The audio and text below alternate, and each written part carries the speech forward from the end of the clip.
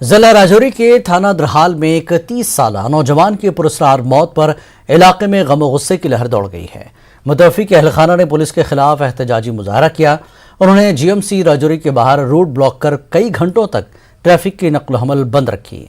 एहतजाजी इंसाफ का मुतालबा कर रहे थे। उन्होंने मामले में साफ और शफाफ जांच करके इंसाफ फराहम करने का मुतालबा किया। अहलखाना का इल्ज़ाम है कि पुलिस की तहवील में शख्स की मौत वाक़ हुई। पुलिस ने अहलखाना को इस मामले में मुनासिब जांच की यकीन दहानी कराई। एसएसपी राजौरी एमएच असलम के मुताबिक मुतवफ़ी ने दरहल पुलिस स्टेशन में खुदकुशी की और इस सिलसिले में तहक़ीक़ात शुरू कर दी गई है।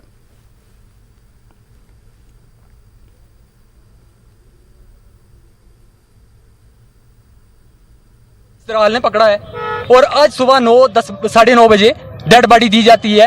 वो भी हमें जैसी कॉल आती है द्रहाल से राजौरी पहुंचते रास्ते में एम्बुलेंस मिल जाती है।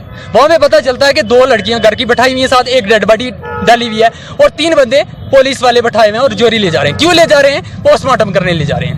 अब एतवार को हमने जिंदा बंदा दिया है, मार के उसकी बुरी हालत करके। आज सुबह जब उसकी डेथ हुई है 9:30 बजे, कोई रिपोर्ट नहीं थी। हम लगातार पुलिस स्टेशन आते थे, लेकिन पुलिस कहती थी रिमांड चल रही है, कार्रवाई चल रही है।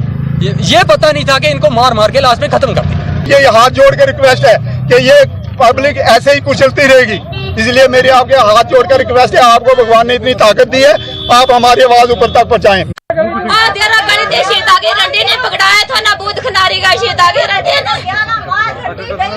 जो में आई गई ना 7 में 6 में तड़े मरा हो गई है ना मरा बच्चा रहे ना करे लोगों